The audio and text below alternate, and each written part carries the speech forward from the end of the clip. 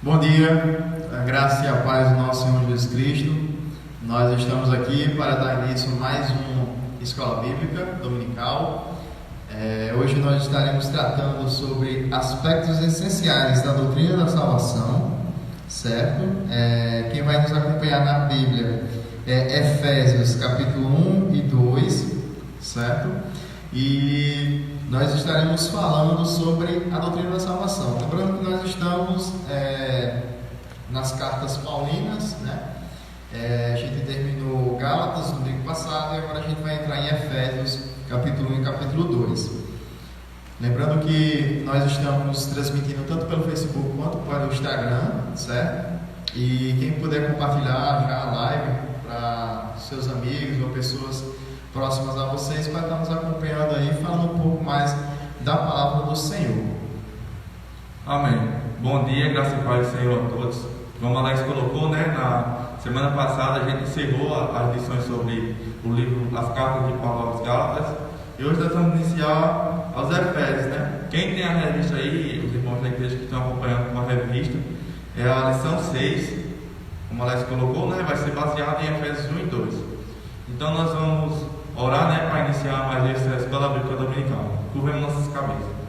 Santo Deus, meu Pai, queremos te agradecer, Senhor, pela tua infinita graça e bondade, meu Pai. Obrigado por mais uma manhã, obrigado pela tua misericórdia e pela tua bondade. Te peço que nos sustenta, meu Pai, e nos guia, Senhor, nos dando sabedoria para falarmos apenas o que tu queres, meu Pai. Que possamos aqui ser meros instrumentos, Senhor, para levar a tua palavra aos corações daqueles que estão nos ouvindo, meu Pai. Também nos transforma, Senhor, e nos modifique com essa palavra, meu Pai. Nos ensina a cada dia a viver conforme a tua vontade. No nome santo de Jesus, nós te agradecemos por tudo. Amém. Amém. Nós, como eu falei, terminamos a carta de Gálatas. Vamos começar agora a falar no livro de Efésios. E de cara, a gente já vê no começo da carta, né, logo ali no capítulo 2 também, no versículo 3 do capítulo 1, ele já fala, né, sobre a salvação, né? Bendito seja Deus, o Deus e Pai do nosso Senhor Jesus Cristo, que nos abençoou com todas as bênçãos espirituais nas regiões celestiais em Cristo, porque Deus nos escolheu nele antes da criação do mundo, para sermos santos e irrepreensíveis em sua presença. Então Paulo já vai falando ali sobre o assunto, né, da salvação, capítulo 1. E aí eu queria destacar, a gente vai entrar mais profundamente nesses tópicos sobre a salvação, sobre aquilo que Efésios fala. Mas eu queria já de cara deixar Efésios capítulo 2 e o verso 8 e 9, que é o nosso texto áureo da lição, que diz assim: pois vocês são salvos pela graça por meio da fé, e isto não vem de vocês, é dom de Deus, não por obras para que ninguém se glorie. Interessante que o apóstolo Paulo, ele já passa para os Efésios e para todos nós, que a salvação não vem através de nós mesmos, não é pela nossa obra, não é pelo aquilo que nós fazemos, não é porque você sobe uma escada de joelhos para ir até um santo que você vai obter a sua salvação, não é dando esmola, não é fazendo boas obras. Nós já aprendemos em Gálatas que as boas obras são frutos daqueles que são salvos. A salvação vem de Deus, e Paulo dá ênfase nesse sentido no verso 9, não por obras para que ninguém se glorie. Então Deus, sabendo da natureza do homem, já com certeza nós cremos nisso, ele não deixou nenhuma brecha para que o homem se glorie, porque se dependesse de nós sempre buscamos desde Adão essa autonomia, né? Procurando ser independente, procurando adorar a nós mesmos. E se nós tivéssemos participações na obra da salvação, nós estaríamos nos gloriando, porque é da nossa natureza pecaminosa. Porém, Deus, em sua misericórdia e em seu amor, Ele nos salvou, e essa obra é totalmente dele. Então, a título de introdução, a gente já lhe insere nesse tema, sabendo, né, continuando a saber, porque nós falamos em Gálatas muito bem sobre isso, que os Gálatas estavam querendo ter participação na salvação através da lei, né, através dos judaizantes. E Paulo continua aqui em Efésios falando sobre isso, e a gente já ele já nos insere nessa situação, onde nós não temos participação na salvação. A salvação vem através do Senhor Jesus Cristo, somente dele. Amém. A carta aos Efésios, ela tem uma pequena diferença em relação à carta aos Gálatas, porque nós vimos que na carta aos Gálatas, o apóstolo Paulo vai corrigir uma série de equívocos, né, que estavam ocorrendo dentro da igreja. Na carta aos Efésios não, ele não trata de nenhum problema específico da igreja, mas ele faz exortação sobre diversos temas, e um desses temas é o que a gente vai ver hoje, né? A questão da salvação que ele trata, e ele faz declarações fantásticas sobre a salvação, no capítulo 1 e 2, que é o que a gente vai ver hoje. E aí, nós vamos entrar aqui agora na lição, e o primeiro ponto, o título é assim: a graça de Deus restaura o homem para o louvor e glória de Deus. No versículo 6 diz assim, no capítulo 1: para louvor da glória de sua graça, que ele nos concedeu gratuitamente no amado. Deus restaura o seu povo, os seus filhos, pela graça. A gente falou na lição passada, né, que estava na carta que ele escreveu aos Gálatas, que estavam entrando no ensinamento falso, que eles estavam, de certa forma, colocando Cristo de lado como se ele não fosse suficiente para a salvação. Mas nós sabemos, e o apóstolo Paulo vai ressaltar aqui nessa carta, nos 2 primeiros capítulos, que a salvação é inteiramente pela graça. O homem é restaurado por Deus pela graça. Não há mérito nenhum do homem. Não há como se fosse uma recompensa essa restauração, mas é totalmente pela graça. Graça significa favor merecido. E é interessante a gente perceber que o propósito da salvação, nós vamos ver isso mais para frente, acho que no terceiro ponto, é glorificar a Deus. Esse é o fim principal do homem, e esse é o objetivo de todas as coisas. O apóstolo Paulo vai dizer muito bem lá em Romanos, né? Que por ele, por meio dele, para ele são todas as coisas, glória e coisa eternamente a ele, amém.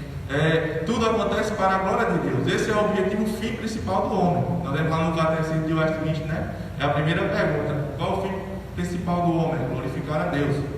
Então, essa restauração que Deus faz no homem é pela graça. E qual o objetivo? Nós vamos aqui no versículo 6: é glorificar a Deus.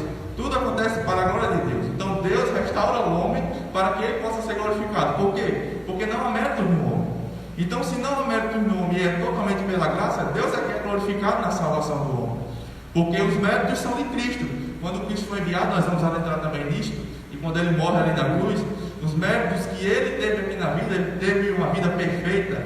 Então, nós vimos na carta aos Gálatas também que ele se fez maldição por nós, né? Ele cumpriu a maldição da lei. Ele cumpre toda a lei e ele, através dos seus méritos, quando ele morre na cruz, ele passa para nós. E nós passamos para ele o quê? O pecado. Naquele momento ali, ele se fez pecado por nós, o apóstolo Paulo vai dizer. Então, ele recebeu a ira de Deus e tomou todo o cálice da ira. Nós também vemos lá que o próprio Jesus vai dizer, né? Que ele vai pedir: se possível, afasta de mim esse cálice. Mas ali ele diz: mas que seja feita a tua vontade, meu Pai. Então, ali na cruz, de fato, Jesus Cristo nos restaura. Nós vamos adentrar mais um pouco na frente disso, e nós vamos ver um pouco mais claro essa questão.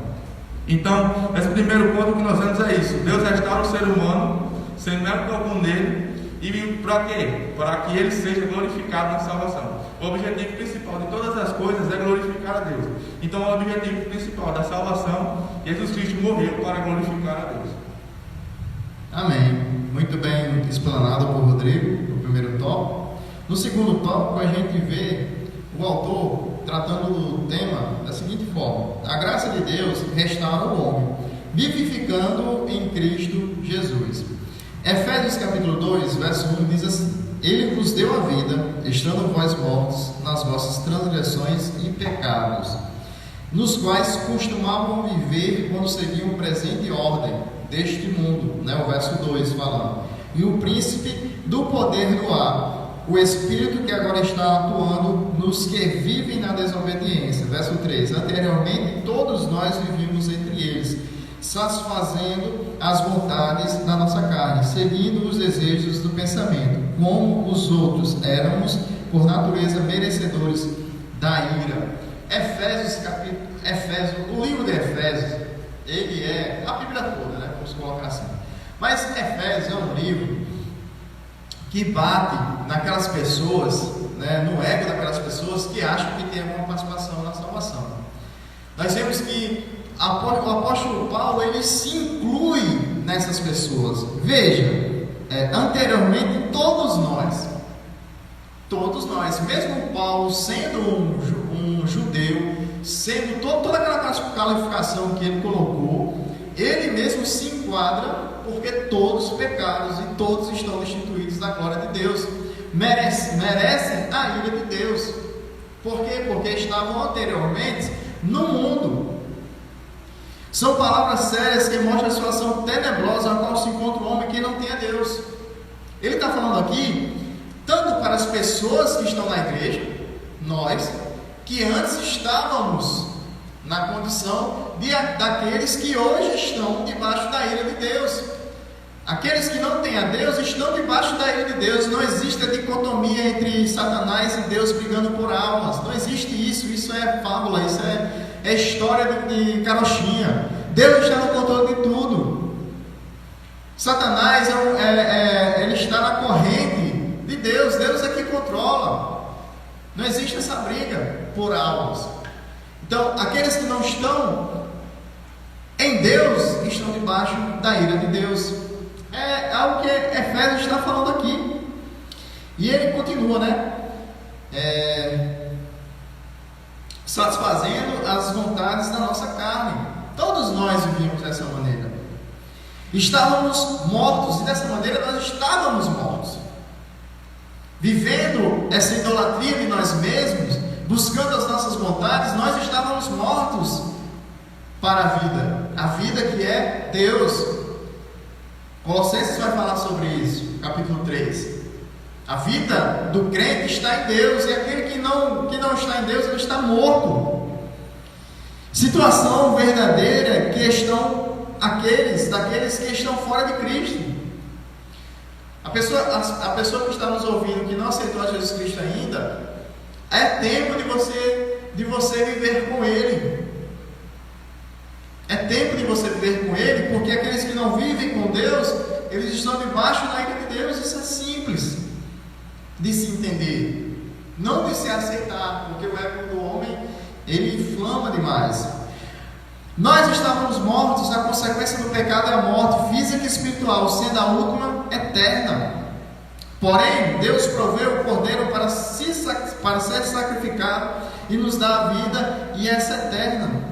Do lado nós temos a realidade do mundo, que é o domínio de Satanás, não porque ele é quem governa acima de Deus, mas sim porque no mundo habita o mesmo sentimento que é do inimigo. Aqueles que estão no mundo, eles estão sobre o mesmo pensamento de Satanás, que é a desobediência a Deus, que é a ira para com Deus, para as coisas de Deus. Nós vemos que a sociedade está cada dia mais degradada. As mulheres usam menos roupas para mostrar os seus corpos sensuais para os homens. Os homens se inflamam da natureza pecaminosa e se deitam com outros homens. Nós vemos a corrupção, nós vemos pragas e doenças. O mundo está se acabando. E aquelas pessoas que estão no mundo, elas estão mortas. Mas nós estamos em Deus, estamos vivos, não porque nós merecemos, mas porque a graça nos salvou. Glória a Deus por isso, agradeço ao Senhor por isso, porque nós estávamos mortos. A realidade aqui que Paulo está falando em Efésios é justamente isso. Nós estávamos mortos em nossos delitos e pecados, mas Jesus Cristo, que é misericordioso, nos salvou e nos remiu com seu sangue. E mesmo que o cotidiano das coisas possa apresentar e representar a vida, o homem espiritualmente está morto. Mesmo que nós, é muito bem colocado aqui, mesmo que você ande aí, viaje, quando esse coronavírus passar, mesmo que você trabalhe, você pode trabalhar no melhor emprego, no melhor escritório, mas se você não tiver Deus, meu amigo, você vai para o inferno. E não é história de carochinha, não, é verdade. O inferno existe, o céu existe, e o pecado que habita no seu coração existe também. Ele vai lhe levar para o inferno. Nós todos estávamos mortos em nossos delitos e pecados, mas aqueles que estão em Cristo, nova criatura é, e as coisas velhas se passaram, e eis que fez tudo novo. E essa é a maravilha da salvação, que não vem de nós, vem do Senhor. Amém. Nós vamos entrar agora no terceiro ponto, que a lição está aqui, diz assim: a graça de Deus nos elegeu em Cristo para a salvação. Aí o versículo 4 diz assim, no capítulo 1: como também nos elegeu nele, antes da fundação do mundo, para sermos santos e irrepreensíveis diante dele em amor. Tem algumas pessoas que têm uma noção errada de quem é Deus. Até no próprio meio evangélico, no próprio meio cristão, algumas pessoas pensam que Deus é um Papai Noel gordo, que está lá numa poltrona sentada, olhando a televisão e vendo o que está acontecendo no mundo, e aí ele fica: ixi, olha o que está acontecendo aqui, olha o que está acontecendo aqui. Não, a Bíblia e a Escritura nos relatam que Deus, ele dirige a história com mão forte. E nós vimos na própria lições passadas, no livro de Gálatas, que na plenitude dos tempos Deus mandou Jesus Cristo, ou seja, Deus conduziu toda a história até o momento propício para que Cristo viesse e morresse para salvar todos quanto creriam nele. E é isso que nós vimos aqui neste ponto. Esse é um dos aspectos da salvação, a eleição. E aqui eu queria falar de alguns aspectos da eleição, que aí se encontra dentro da lição, no capítulo 1, dos versos 4 ao 7. O primeiro aspecto da eleição é que ela é uma escolha de Deus. Não somos nós que escolhemos a Deus, mas é Deus que nos escolhe. Veja aí no versículo 4, ele diz assim como nos escolheu nele. E no versículo 5 diz: nos predestinou para ele, segundo o beneplácito da sua vontade. Não há mérito nenhum no homem. Essa escolha vem de Deus. Nós vemos o próprio Jesus Cristo, lá em João, no capítulo 15, do verso 16, ele diz assim: não fostes vós que me escolhestes a mim, pelo contrário, eu vos escolhi a vós outros, e vos designei para que vades e dê bons frutos, e o vosso fruto permaneça. Ou seja, Jesus Cristo aqui deixa bem claro para aqueles que ele está anunciando o Evangelho, que essa escolha vem de Deus. E aqui em Efésios nós também vemos isso. A escolha do quem seria salvo vem de Deus. E o segundo aspecto da salvação é que ela é eterna. No versículo 4 diz assim como nos escolheu nele antes da fundação do mundo. Antes que tudo fosse criado, nós vemos que tem pessoas também que acham que Jesus Cristo é um plano B, como se Deus tivesse criado tudo e ele não havia esperado a queda, e aí para tentar refazer o seu plano, ele mandou Jesus Cristo. Não, nós vemos lá em Apocalipse que o Cordeiro de Deus foi morto antes da fundação do mundo. E aqui Paulo deixa bem claro que ele nos escolheu antes da fundação do mundo. Então quando Jesus Cristo vem, nós vamos ver aqui mais à frente também um desses pontos, ele veio para de fato salvar esses que Deus elegeu. E o terceiro ponto, o terceiro aspecto da eleição é que ela é para a salvação. Deus elege pessoas para a salvação. E no versículo 4, parte B diz assim: ele nos escolheu antes da fundação do mundo para sermos santos e irrepreensíveis nele em amor, para a adoção de filhos. No versículo 5 vai dizer: ele nos escolheu para ser seus filhos. E é interessante essa parte B do versículo 4, que diz para sermos santos e irrepreensíveis.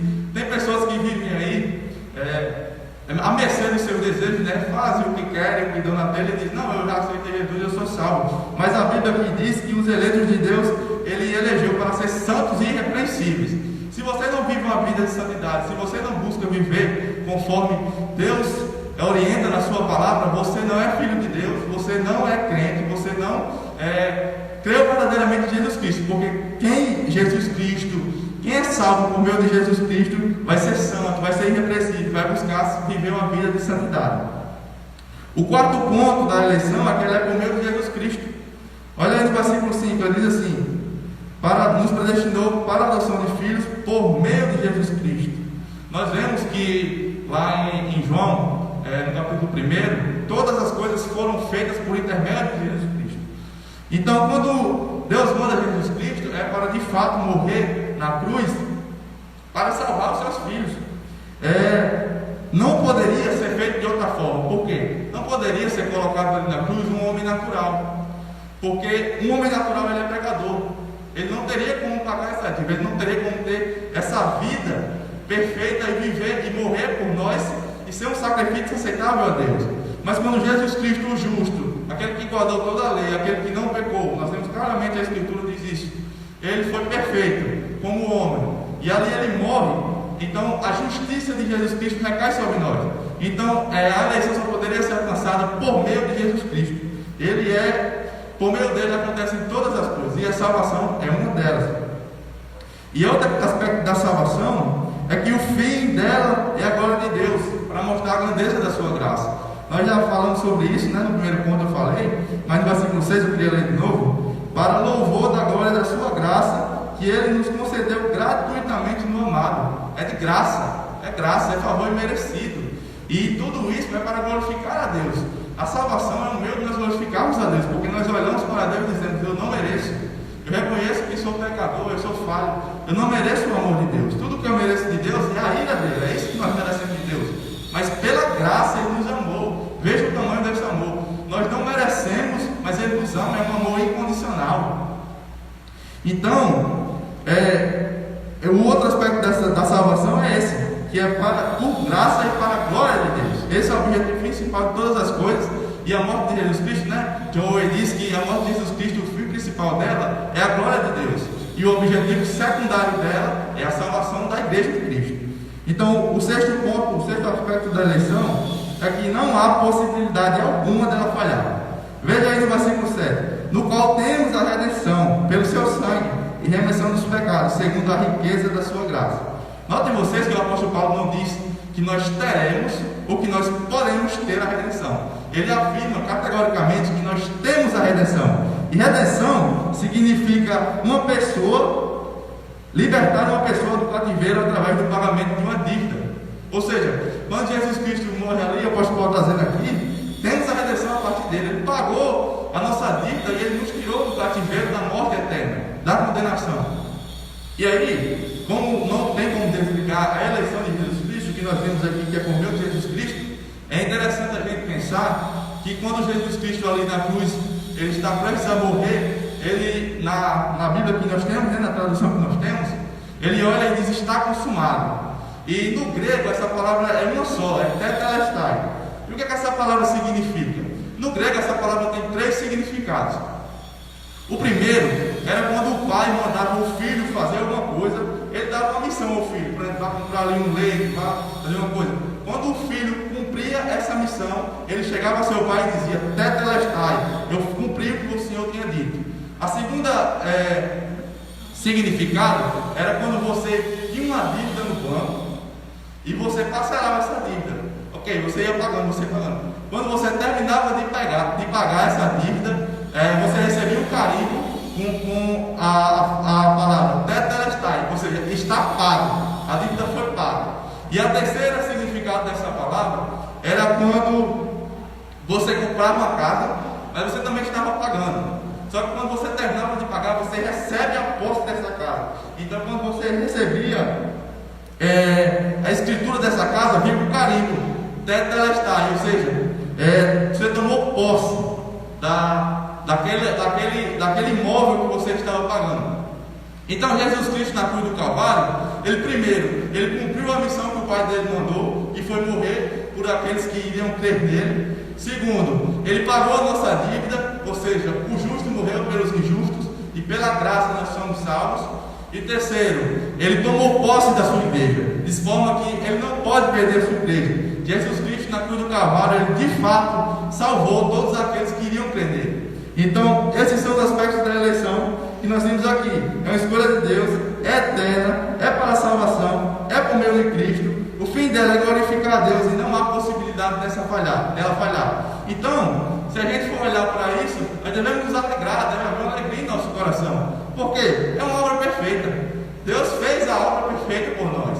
Não há, assim, nenhum mérito no ser humano, porque de nenhuma forma, antes da fundação do mundo, não existia nada. E Deus já havia planejado tudo isso de forma perfeita. Nós temos que nos alegrar. O próprio Deus, aquele que criou todas as coisas, olhe para você, veja o que é que você faz, veja no que você pensa, veja como é a sua vida, como você é pecador. E o próprio Deus te amou desta forma, antes de você existir. É maravilhoso demais, e a salvação de fato mostra o tamanho da graça de Deus, do amor de Deus.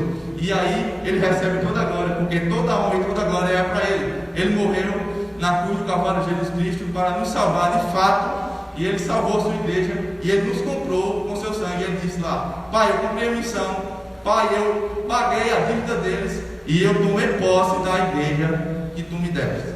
Amém. Amém. Dê glória a Deus pela sua salvação.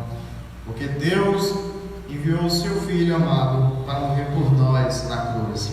Não foi eu nem você que morreu na cruz. Porque se a gente tivesse morrido na cruz, não teria acontecido nada. Certo? Nada. A gente não somos nada. Efésios capítulo 2, verso 3. A gente vai falar agora sobre a graça de Deus se tornou eficaz por meio da redenção pelo sangue de Jesus. No verso 13 do capítulo 2 diz: mas agora em Cristo Jesus, vós que antes estáveis longe, vieste para perto pelo sangue de Cristo. E a gente vai ler o verso 14 também. Pois Ele é a nossa paz, o qual... Deixa eu ler o verso 13 aqui na minha versão, que é melhor um pouquinho, eu acho, melhor para a gente entender. Mas agora em Cristo Jesus, vocês que antes estavam longe, foram aproximados mediante o sangue de Jesus Cristo.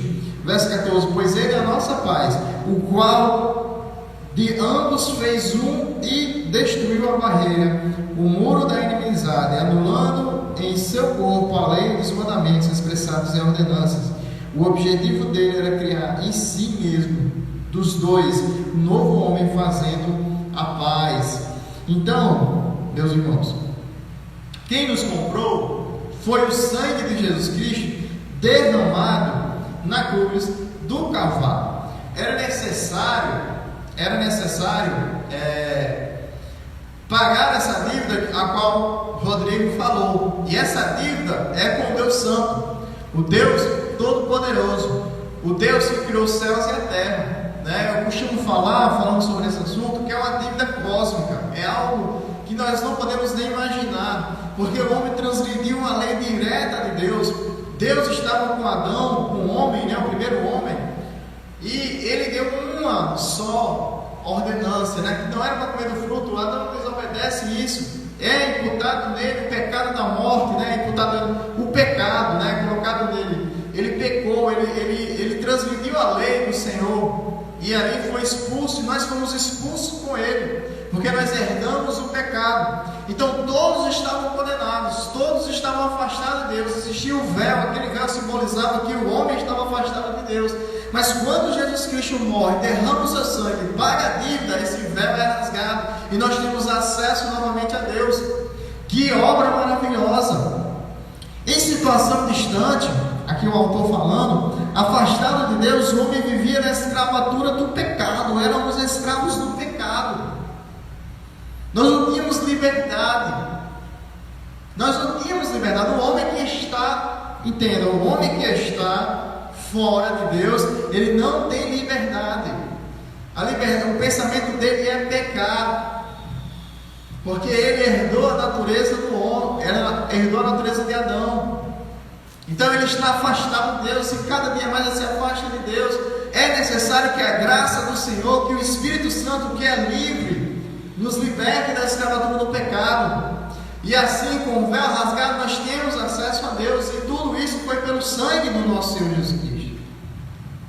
Mais uma vez, o autor vem falar aqui: é enorme e incapaz, Deus, deixa eu pegar aqui no começo, por maior que tenha sido o nosso pecado, por mais infame que tenha sido a vida humana, a graça de Deus, disponível pela fé, é enorme e incapaz de cobrir todo tipo de tamanho de pecado. A graça de Deus é um tesouro grandioso, dá-nos também a ideia de sua extensão e valor. Por isso a palavra fala do precioso sangue de Jesus Cristo. A graça de Deus fez com que o sangue de Jesus derramado fosse eficiente e eficaz. Como o Rodrigo bem colocou, o sacrifício de Jesus, ele é eficiente e eficaz. Nós não podemos perder a salvação, e essa salvação não vem de nós. Entenda, se a salvação viesse, se fosse por nós a perderíamos. Todo dia nós perderíamos. Mas porque a salvação vem de Deus, nos transforma e nos faz nova criatura, e essa obra é totalmente dele, nós não a perdemos, porque já foi comprado. Nós fomos comprados por Jesus Cristo no sangue do Calvário, na cruz, uma morte humilhante. E ele se fez homem, ele se humilhou, ele se fez, ele se fez pecado para a ira do Senhor, e ele nos salvou. as transgressões, né, quando ele está orando ali no Calvário, a iminência de ser preso, né, ele chega a falar que, Senhor, se possível, afaste esse cálice, porque a ira de Deus estava sobre ele. Ele não tinha pecado, o Senhor não tinha pecado, o Senhor era o Cordeiro Imaculado. E mesmo assim Ele se fez providência na nossa vida. Eu não consigo entender como um homem que vê essa obra maravilhosa, ele não consegue entender que ele não é absolutamente nada sem Deus. As pessoas negam a Jesus Cristo porque ele quer viver como elas mesmas, né? Como elas querem. E o interessante aqui, para a gente passar para o próximo ponto, é que a morte de Cristo, ela é expiatória. Ela é expiatória. O que significa isso? Jesus, Ele levou os nossos pecados para Ele, morreu na cruz, recebeu a ira de Deus, e nós hoje estamos livres da condenação e da ira de Deus. Quando nós negamos esse fato, é como se nós estivéssemos pregando a Jesus Cristo todos os dias, porque foi uma só vez, foi só uma libertação. Ele nos libertou da escravatura do pecado. Então a obra de Cristo é expiatória, e Ele nos livrou, né, dos nossos pecados e delitos, e nós agora estamos salvos em Cristo pelo sangue do Senhor. Amém. O último ponto diz assim: a graça de Deus nos coloca na condição de membros da família de Deus. Efésios 2, versículo 19 diz o seguinte: assim não sois mais estranhos, nem estrangeiros, nem imigrantes, pelo contrário, sois concidadãos dos santos e membros da família de Deus. Como assim? Porque Paulo escreve e diz que eles não são mais estranhos. Como assim eles eram estranhos e peregrinos? O versículo 11 do capítulo 2 vai dizer porque Paulo diz isso. Diz assim, versículo 11 e 12: portanto, lembrai-vos de que outrora vós, gentios da carne, chamados incircuncisão, por aqueles que se intitulam circuncisos na carne, por mãos humanas, naquele tempo estávamos em Cristo, separados da comunidade de Israel, e estranhos alianças da promessa, não tendo esperança e sem Deus no mundo. Nós sabemos que os judeus acreditavam que a salvação não era só para eles. Aqui nós vemos que qualquer apóstolo Paulo vai dizer que eles eram peregrinos, porque os cristãos da igreja de Éfeso eram gentios. Então Paulo vai dizer: olha, naquele tempo, antes de vir Jesus Cristo, realmente vocês eram peregrinos, era só para judeus, né? Só os judeus defendiam. Mas agora que veio Jesus Cristo, vocês não são mais peregrinos, porque, como nós vimos na lição passada, na carta aos Gálatas, os verdadeiros filhos de Abraão são feitos pela fé em Jesus Cristo, pela fé. Então o apóstolo Paulo vai dizer: olha, vocês antes eram peregrinos, mas hoje vocês creem em Cristo, vocês são filhos, vocês fazem parte da família de Deus. Vocês não são mais estrangeiros, vocês não são mais estranhos, vocês são membros da família de Deus. A salvação é pela graça, e a graça de Deus que chegou até nós aqui na Maísa, né? Nós somos gentios, e se não fosse a graça de Jesus Cristo, a salvação continuaria para os judeus, né? Se fosse esse pensamento, se Jesus Cristo não tivesse vindo, o apóstolo Paulo vai dizer: não, vocês que são gentios agora, a verdadeira salvação e os verdadeiros filhos de Abraão são feitos pela fé. Creiam, e vocês se tornaram membros da família de Deus. E é interessante que nessa família não há acepção de pessoas. É isso que o apóstolo Paulo diz aqui. Porque ele, como eu falei, os judeus pensavam que a salvação não era apenas para os gentios, para os judeus. Então, quando o apóstolo Paulo vai escrever aqui, vai dizer: olha, na família de Deus não há acepção de pessoas. O parâmetro para entrar nessa família é crer em Jesus Cristo. Não importa se você é gentil, se você é judeu, se você é gordo, se você é mau. Se você crer definitivamente em Jesus Cristo, você será salvo e você será um membro da família de Deus. E é interessante ressaltar esse aspecto, que nós devemos amar nossos irmãos. Se agora nós somos membros de uma família, veja como nós olhamos para a nossa família secular, nossa família da carne. Nós amamos nossos familiares, né? Nosso lar. Então, agora que nós somos membros de uma família, a família de Deus, nós devemos amar nossos irmãos, nós devemos orar por eles, nós devemos viver em comunhão. Então, é interessante que tem algumas igrejas que há divisões, tem algumas igrejas que também são inimigas uma igreja da outra, e não é para ver isso dentro do povo de Deus. Os verdadeiros filhos de Deus, eles são uma família, e não haverá no céu divisões. Essa família, a igreja batista aqui, a igreja assembleia aqui, essa outra igreja vai para aqui. Não, é uma família só, nós somos membros da mesma família de Deus. Aqueles que creem verdadeiramente em Jesus Cristo são feitos membros da mesma família. Então nós devemos nos amar, nós devemos amar nossos irmãos, nós devemos viver em comunhão. Então, em conta desse aspecto que o apóstolo Paulo vai ressaltar aqui, para os gentios, né, ele está dizendo: ora, outrora vocês estavam separados, mas agora, pelo sacrifício de Cristo, vocês são membros da família, creia nele e vocês serão salvos. Então vamos viver em comunhão, né, sabendo que somos membros da família de Deus. É somente pela graça, como a gente falando, né? Se cremos em Jesus Cristo, verdadeiramente seremos feitos filhos de Deus. Não precisamos nascer em Jerusalém, nem nos circuncidar, mas se cremos em Jesus Cristo, verdadeiramente seremos herdeiros de Abraão, herdeiros da promessa. Aquela promessa que foi feita a Abraão se cumprirá em nós, e nós seremos membros da família de Deus. Amém. Amém. Interessante, né, que o apóstolo Paulo, ele sempre trata dessa questão com os gentios, né? Tanto a gente vê na carta de Gálatas, vê também aqui na carta aos Efésios, por causa que eles eram gentios assim como nós. E de alguma maneira, os judaizantes, né, as pessoas ali, os judeus que vinham falar, alguns que se convertiam, eles queriam impor nos gentios a lei de Moisés e algo do tipo para acrescentar ou distorcer aquilo que Jesus pregava, aquilo que Paulo pregava. Mas nós somos salvos somente pela graça. Coloque isso na sua cabeça. Nós somos salvos somente pela graça. Somente pela graça nós somos salvos, né? E nós alcançamos a salvação por misericórdia de Jesus Cristo. Isso não vem de nós, é de Deus. E para concluir, eu quero ler um trecho aqui da conclusão da revista que diz assim: vivíamos nas trevas, mas Ele nos trouxe para a sua maravilhosa luz. Estávamos mortos, mas Ele nos deu vida. Estávamos condenados e Ele nos absolveu. Estávamos perdidos em sem rumo e fomos achados. Olha, glória a Deus, olha que obra foi feita na cruz do Calvário. Nós estávamos no escuro. Nós éramos os párias da sociedade. Nós éramos os piores dos piores. Nós não merecíamos a salvação. Você pode estar dizendo: não, mas eu ajudava os pobres, eu dou esmola, eu faço isso, eu faço aquilo. Mas você faz para você mesmo, se você não faz para Deus.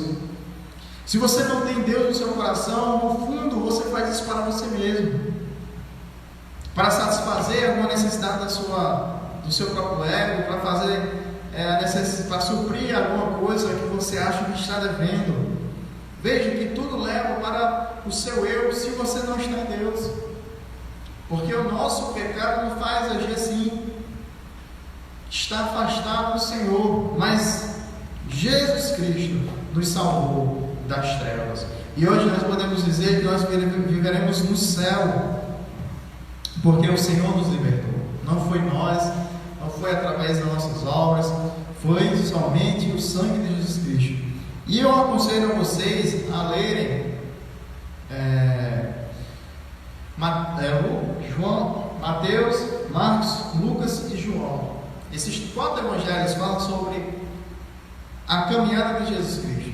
Veja tudo aquilo que ele fez e estude os últimos capítulos que tratam sobre a morte e a ressurreição dele, aquilo que o Senhor sofreu, aquilo que o Senhor fez para nos salvar. Muitas vezes nós esquecemos disso.